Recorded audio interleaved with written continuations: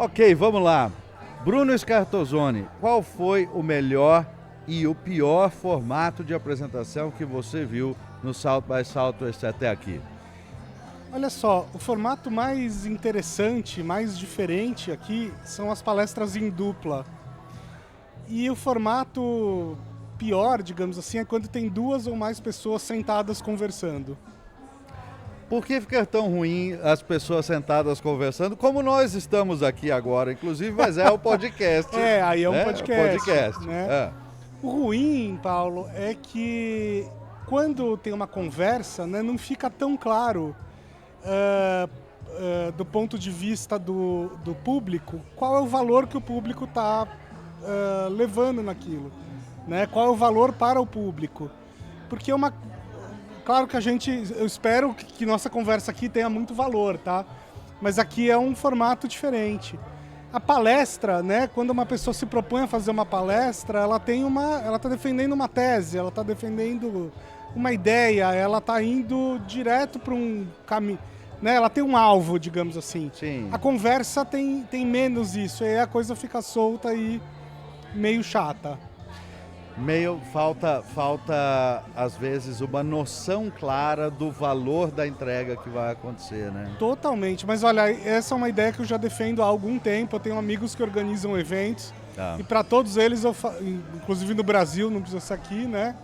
E eu sempre falo para eles, olha, não faz conversa porque é chato pra um cacete.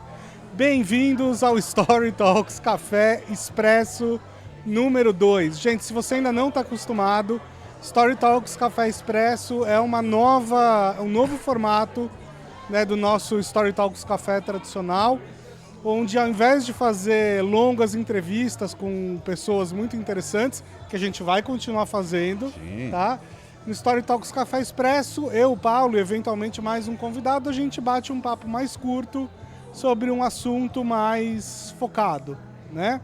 Hoje a gente está de novo aqui pela segunda vez no estúdio da Casa São Paulo, ou São Paulo SPXP, né, que é a São Paulo Experience, que é um projeto muito legal que está acontecendo aqui em Austin, logo em frente ao Austin Convention Center, que é onde acontecem todas as palestras.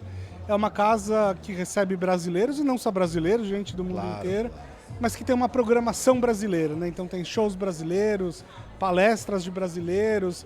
Tem inclusive esse formato de mesa que a gente acabou de criticar. Né? Mas é muito legal, a gente estar pela segunda vez usando os estúdios deles aqui. Muito obrigado. E agradecemos demais. Valeu, governo de São Paulo. Sensacional. Bom, eu comecei perguntando de formatos, porque, gente, nós vamos agora para o nosso 6º dia aqui no South by Southwest. A gente, quando gravou o primeiro, estava apenas há 3 dias aqui. E uma das coisas que claramente me chamou a atenção aqui é que alguns formatos, eles se repetem, e é bom que se repitam, porque eles funcionam muito bem. E, ao mesmo tempo, alguns outros formatos, eles não são tão bem resolvidos, né? Esta ideia da mesa de debate, eu assisti uma mesa de debate onde tinha um conselheiro do governo americano de segurança e mais a CEO de uma empresa que chama Crisis International, que ela justamente ajuda no gerenciamento de crises. E eles estavam falando sobre o conflito em Gaza, sobre como fazer chegar alimentos para essas pessoas e uma série de coisas assim. E veja, esta foi uma sessão que foi no formato de troca, de conversa, mas que foi extremamente produtiva, que foi extremamente interessante, porque eles tinham um foco muito claro de qual assunto eles estavam tratando e qual era a ideia que eles queriam passar para as pessoas. Ao mesmo tempo, ontem nós assistimos juntos, eu e o Bruno assistimos um outro painel que nós não vamos mencionar sobre o que era nem quem estava nele. Não, pode falar de uma maneira Não, eu geral. prefiro não mencionar, porque o pessoal está curioso agora, Paulo. Então, o pessoal talvez fique curioso, eu não quero mencionar, porque eu vou fazer críticas muito claras. Não, mas o que eu posso dizer eram pessoas grandes de empresas grandes de entretenimento. né? Então tinha um potencial enorme, isso é importante dizer, tá? Sim, fundadores de empresas grandes com histórias relevantes, marcas relevantes. Mas aí eles se reuniram 4 para bater papo e essencialmente falaram do início dos desafios deles, do início das companhias, dos desafios que eles enfrentaram para começar. Agora, a questão essencial ali os desafios que eles viveram eram desafios de 20 anos atrás. Eram realidades de 20 anos atrás, barreiras de 20 anos atrás. Então, veja, não é dizer que isso não tenha valor, pode ter, mas o público todo parecia bastante desconectado daquilo, porque são realidades que não se reproduzem do mesmo modo hoje em dia, 20 anos depois. Então, assim, eles no painel pareciam estar gostando muito da sessão nostalgia que eles estavam vivendo, mas o público não estava efetivamente conectado, não estava reconhecendo, digamos assim, um valor muito aplicável naquela sessão que estava acontecendo, não é isso?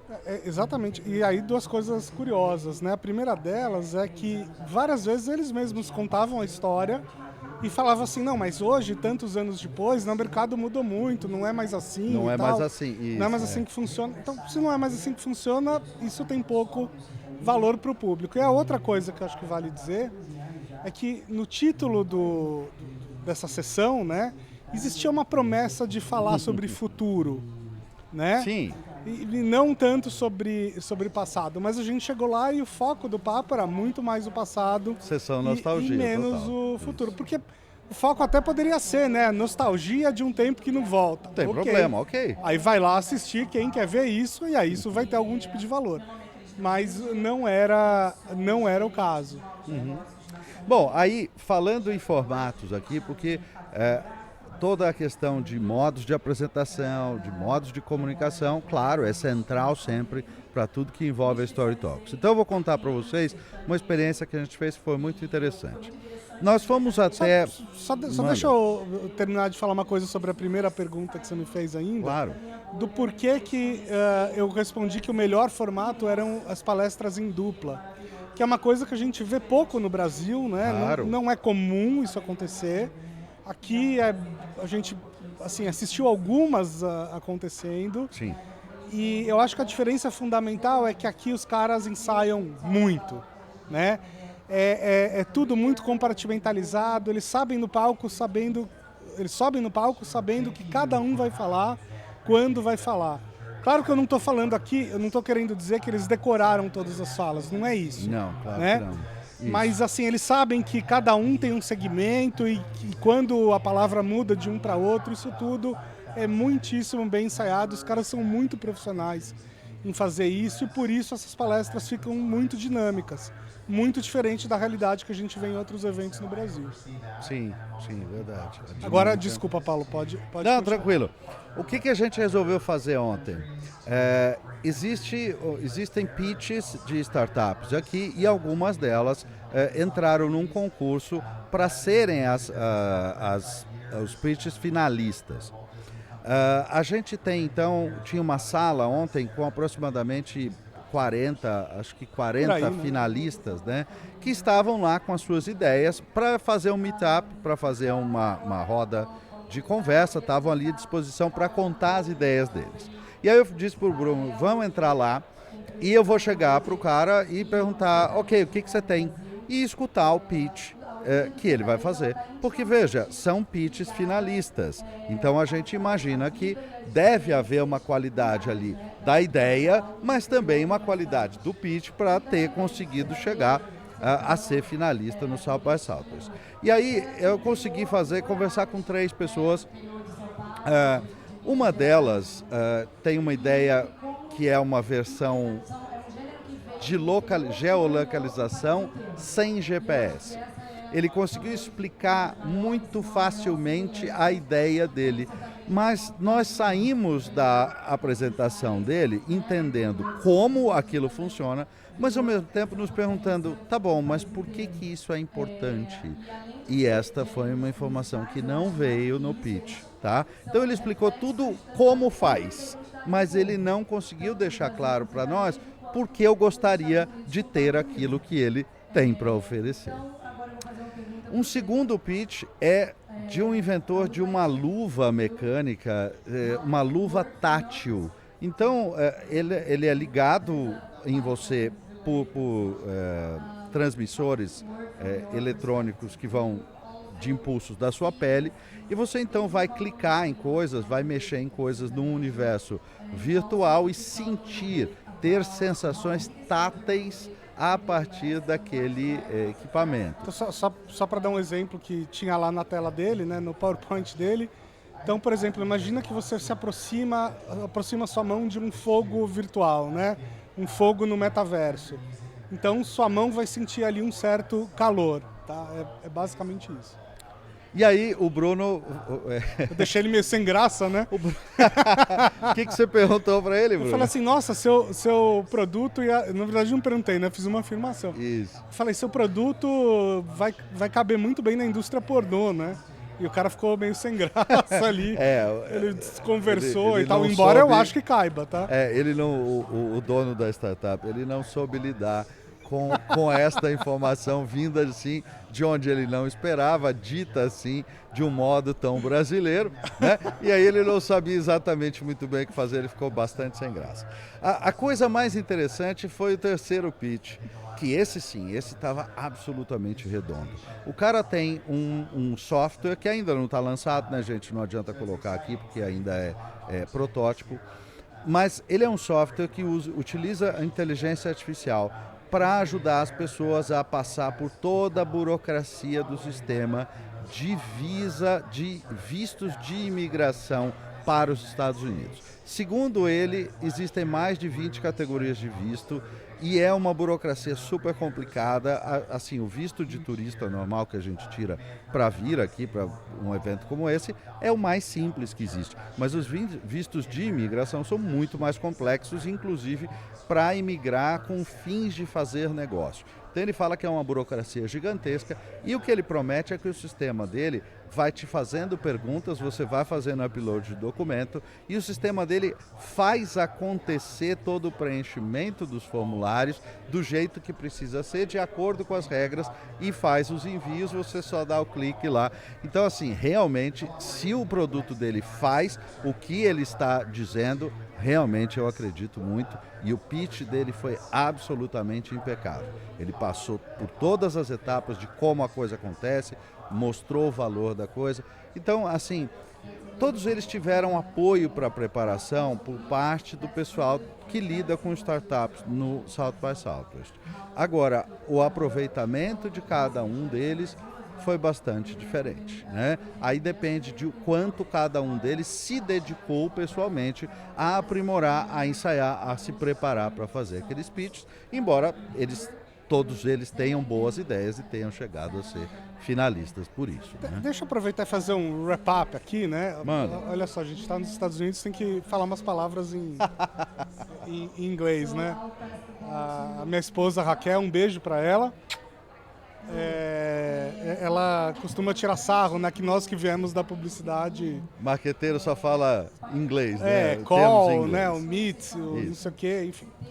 Mas, fazendo um wrap-up aqui, eu acho que tudo que a gente falou até agora, né, tem a ver com entrega de valor. Muitas vezes as pessoas se preparam para uma palestra, ou vão fazer um evento, ou vão montar uma mesa de debates, ou seja lá o que for, e elas não se perguntam assim, o que eu estou entregando para o público? Né? E isso faz uma diferença gigantesca. É a chave. Né? É a chave. Então, eu vou trazer outros dois exemplos que a gente viu hoje de manhã, né? Um positivo e um meio negativo. Eram duas histórias muito legais, né? A primeira história era de um cara um cara jovem, que pegou o carro dele e resolveu andar por 48 estados americanos, praticamente todos, né? E ele entrevistou 1000 pessoas perguntando que conselho elas dariam para a vida. Basicamente... Para si mesmas, no passado, né? No passado. Mas ele queria entender o sentido da vida. Era basicamente esse negócio.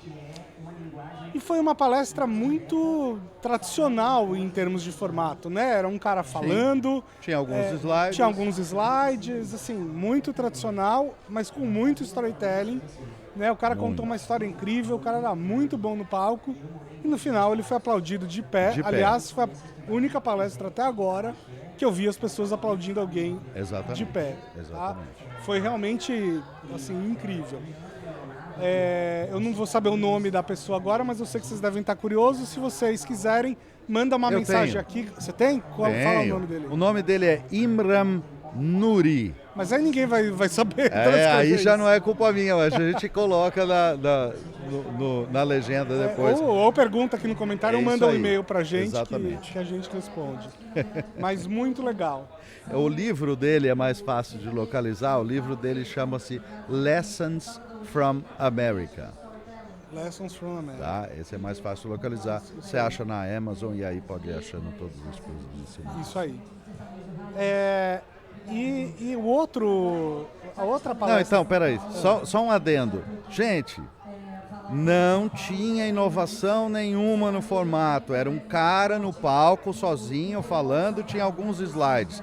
Ele foi aplaudido de pé, porque ele estava muito preparado, porque ele tinha histórias de muito valor e ele entregou aquilo com uma autenticidade e uma paixão absolutas. Inclusive, no final da palestra dele, tinha gente chorando no auditório. Então, é autenticidade. Eu postei alguns dias atrás a plaquinha lá, Authenticity. Autenticidade. Isto é uma força insubstituível. Exato. E aí, vou confrontar com a outra palestra que a gente viu hoje de manhã. Sim. Né? Que não era bem uma palestra, era uma mistura de palestra com uma conversa. Isso. Né? Tinham duas pessoas sentadas, aí começou como palestra e depois virou uma entrevista. Né? E também era uma história interessantíssima. Sim, né? Muito, sim. um baita de um potencial. Basicamente é o seguinte, é uma mulher cartunista, né, quadrinista, artista de uma maneira geral. Ela tem um pai muito famoso que é um grande inventor, um cara aí do mundo da Ray tecnologia. Kurzweil. Esse aí. E o nome dela é Amy, né? Amy Kurzweil. Amy Kurzweil.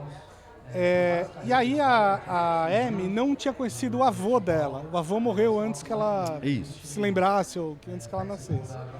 Então, ela e o pai inventaram um projeto onde eles, coloca muitas aspas aqui, recriaram o avô dela via inteligência artificial.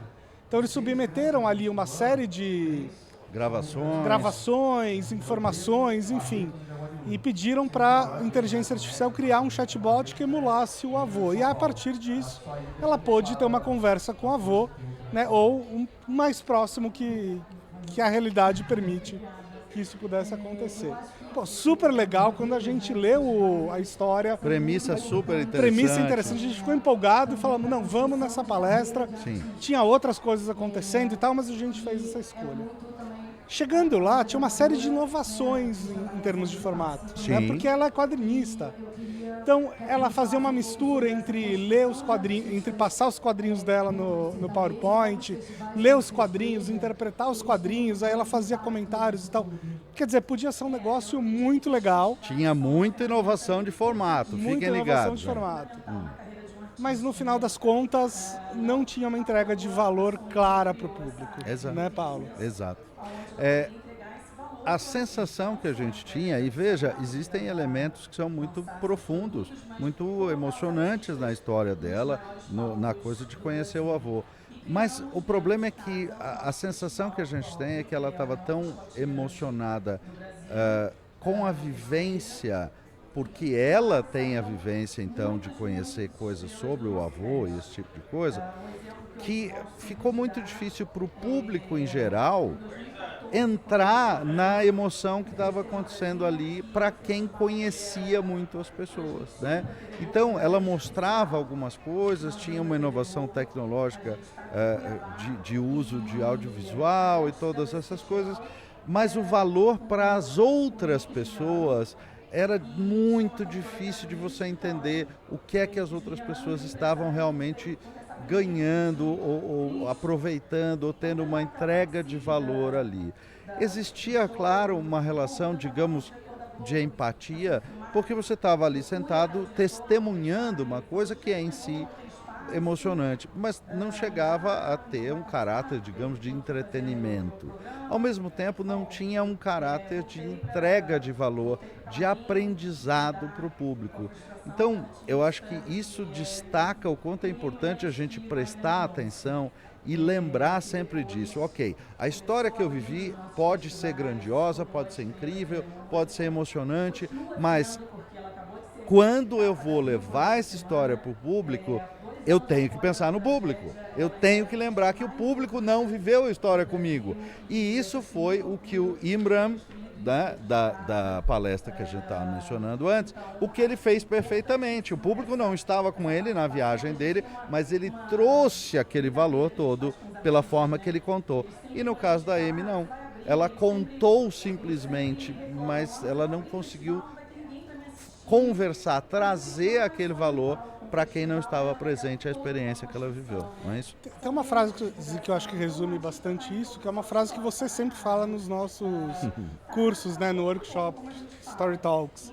Aliás, próxima edição é em abril. Em abril. Próxima edição em abril, meio de abril.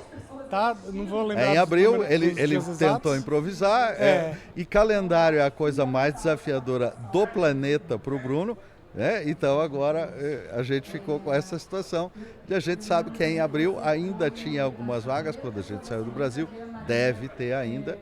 Mas, gente, storytalks.com.br, você acessa ali, logo em cima o curso que está com inscrições abertas, está lá. E o Bruno está tentando mergulhar 13 e 14 de abril. Dias 13 e 14 de abril na Casa Mais. 14 de abril na Casa Mais em São Paulo. Mas, gente, vejam só. Tem uma frase que o Paulo fala bastante no curso, ele vai falar no dia 13 e 14 de abril, agora ficou bom o merchan, hein? Que é atenção é dívida. Gente, atenção é a coisa mais difícil desse planeta, dessa sociedade que a gente está vivendo, né? Principalmente aqui na XSW. Ao mesmo tempo, deve acontecer, sei lá, umas 20 coisas, 30 talvez. Às vezes mais. Claro. Às vezes até mais. Tem muita coisa acontecendo ao mesmo tempo. E é tudo sobre escolha, né? De verdade. E é tudo sobre escolha. Tanto que dizem que esse aqui é o festival do FOMO, né? Do Fear of Missing Out. Então, assim, quando você escolhe... Porque você pega a programação e aí você vai marcando o que você quer ver. Aí você descobre que você marcou 5 coisas que te chamaram a atenção no mesmo horário. No mesmo horário. Você vai ter que escolher uma. Né? Aí você escolhe uma e fica se sentindo super culpado de perder as outras 4. É o que acontece aqui, né? Então, gente, se alguém escolheu estar na sua sala, olha o tamanho da dívida que você tem com essa pessoa. Exatamente. Né? Algumas pessoas, alguns palestrantes aqui, alguns painelistas têm plena consciência de que estão entregando alguma coisa para pagar essa dívida. Outros, nem tanto. Né? E isso, gente, esse é um aprendizado do XSW para a vida, porque isso acontece em qualquer outro tipo de evento parecido. Todas as situações de fala pública, mesmo aquelas que não têm, digamos, tantas opções, né? Um cardápio tão amplo como o SXSW, que aqui sim, o drama da escolha é real. Você sabe que você está perdendo algo, outra coisa, para assistir aquela, porque a sua licença, o seu badge já dá acesso a um monte de coisas. Então, peraí, eu estou escolhendo a sua sala ao invés de outras 30 possibilidades que eu poderia ter. Então eu tenho uma perda. Essa perda está acontecendo. Se ele não me entregar valor, só vai ressaltando que não foi uma boa escolha da minha parte. Eu devia sair correndo para outra sala para tentar pegar um rabicho de uma coisa interessante em outra sala, que foi exatamente o que eu fiz. Eu saí antes do final desta apresentação que a gente estava assistindo, que não estava exatamente muito interessante, e eu fui para uma outra sala onde eles estavam discutindo, era um painel de debates, eles estavam discutindo o Vision Pro da Apple, né? E discutindo em profundidade não os aspectos técnicos. Eu não vou saber reproduzir uma série de coisas aqui que eles disseram, mas tem algumas que são muito importantes. A primeira é: as pessoas estão olhando demais para o aspecto visual, para a tela, para o visor no rosto, e elas não estão ligadas no tamanho da importância do áudio.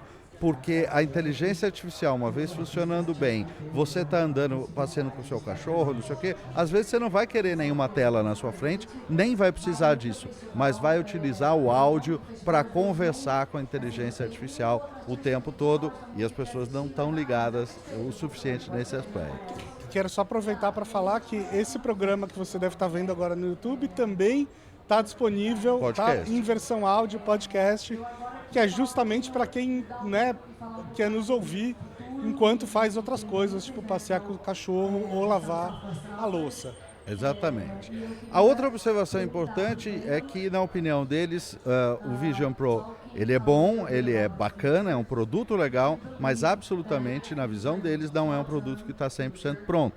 Um deles, inclusive, brincou que o Steve Jobs ia ficar muito bravo com aquele produto, porque ele tem um fio, um rabicho e uma caixinha que você tem que pôr no bolso, e é o tipo da coisa que o Steve Jobs, segundo o jornalista lá, não iria tolerar, não iria aceitar que fosse daquele modo. E a terceira observação importante que uma jornalista do painel fez é o seguinte: embora o Facebook tenha saído, o Meta, né, tenha saído na frente fazendo o óculos, né, fazendo várias versões, já está na 10ª versão do óculos de realidade aumentada do Facebook, eles temem que o Facebook, o Meta, não vai conseguir fluir esse espaço dos computadores faciais, vamos dizer assim, porque ele não tem um sistema, um ecossistema como aquele que a Apple tem. Quer dizer, você conecta o seu celular, o seu computador, conecta tudo e tudo funciona de um lugar para o outro sem o menor problema. E eles acham que isso vai se tornar uma barreira séria, muito mais séria para o Facebook, para o Meta, do que para a Apple ou para, eventualmente, quem resolva trabalhar com isso com o Google, com os óculos do Google, por causa do Android, que também está disponível como plataformas. Mudando de assunto agora, porque eu não participei dessa palestra, dessa mesa, né? Sim. Eu acho que tem uma outra coisa muito importante aqui que a gente precisa enfatizar, é que, gente, clareza é uma coisa muito importante. Às vezes você sabe muito sobre um assunto, fundamental, mas você não tem clareza e tudo vai por água abaixo. Numa dessas, a gente entrou numa sala meio de sopetão, né, que era um assunto super legal, que também tinha a ver com tecnologia e tal, só que tinha 2 problemas muito graves. Primeiro, um cara com um sotaque inglês, que é um sotaque, né, bastante diferente. Diferente do sotaque local daqui, e que falava muito rápido. Muito rápido e enrolado. E longe do microfone. Tá? Então, assim, era difícil, já era mais difícil. Um local já teria alguma dificuldade de entendê-lo. Um estrangeiro, então, como é o nosso caso, tinha bastante dificuldade de entendê-lo. O outro problema de clareza é que eles tinham slides com fontes muito pequenas. Né? A gente que estava no meio da sala não conseguia ler. Não dava para ler. Imagina quem estivesse lá do fundo. Né? Não tinha como. Não tinha como. E, gente, isso também acontece com frequência em eventos brasileiros, tá? Uma vez eu sempre conto essa história nos cursos também. Uma vez eu fui num evento brasileiro que tem um telão de, sei lá, uns 5 metros de altura, e tinha gente que usava fontes tão pequenas que não dava para ler no telão de 5 metros de altura.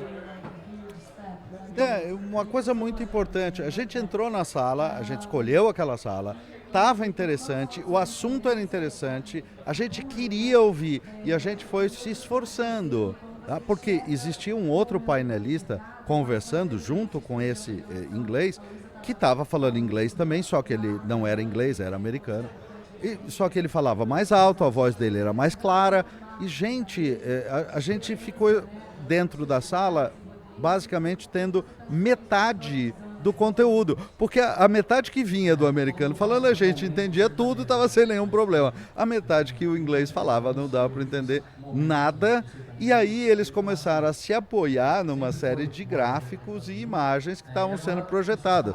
que a gente não conseguia ler. Aí a gente foi tentando, chegou num ponto falando, não dá, chega. Não dá, né? Não dá, porque tá perdendo demais ali. Então, a atenção é dívida, eles ficaram nesta dívida conosco e aí nós saímos daquela sala e fomos para outra. E aí acho que vale outro comentário. Esses dias a gente também passou na área dos expositores, né? Que é uma área muito legal, tem muita coisa interessante. A gente viu... Acho que a gente comentou isso em outro podcast, né? Não sei. Eu não lembro não também, agora lembrar mas não disso. importa.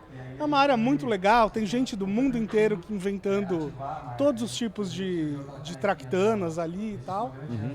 Mas, gente, a pessoa sai, sei lá, do Japão, né? Porque tinham vários que saíram Sim, do Japão muita mesmo, gente do Japão, né? da Coreia. Japão, muito. Tailândia, Coreia e tal. A pessoa atravessa metade do mundo, vem pra cá, deve gastar uma grana para ocupar aquele espaço, né? Contrata um cinegrafista, coloca lá um cinegrafista não... É cinegrafista? Cinegrafista, né? Para fazer a cenografia. Cenógrafo. Perdão, cenógrafo. Perdão, gente. Perdão.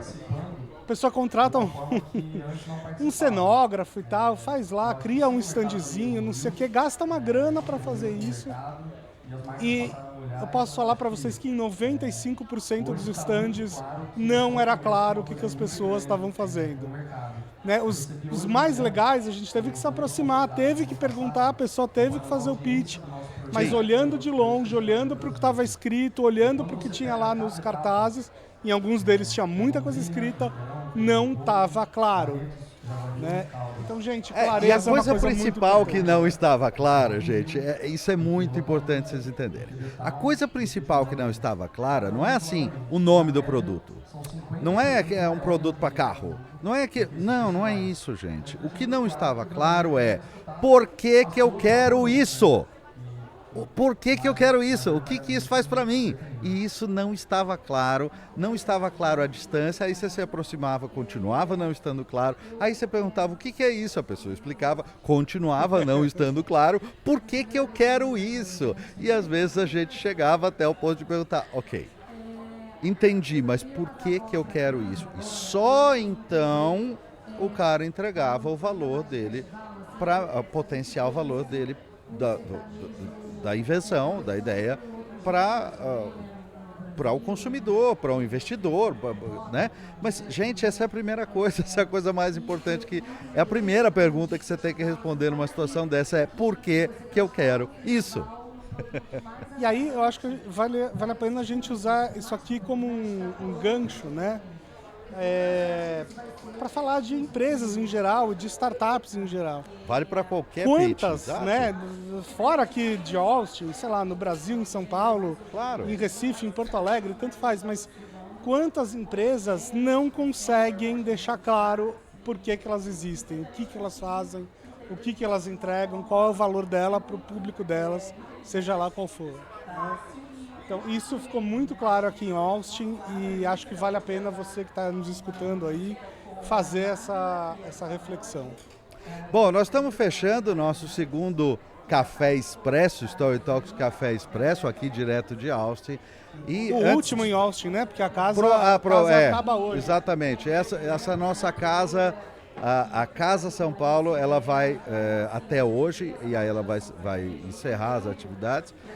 Mas veja só, mais uma vez então, para a gente finalizar, agradecer demais o governo de São Paulo, os patrocinadores que nos permitiram estar aqui com essa estrutura bacana, com essas pessoas ótimas, com um pessoal trabalhando interessado, que está uma coisa muito legal, muito colaborativa. Então a gente agradece demais por isso.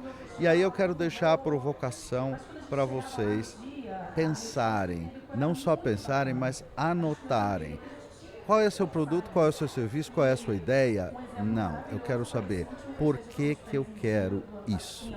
É isso que você precisa responder imediatamente, tá? É isso que você precisa ter muito claro para si mesmo.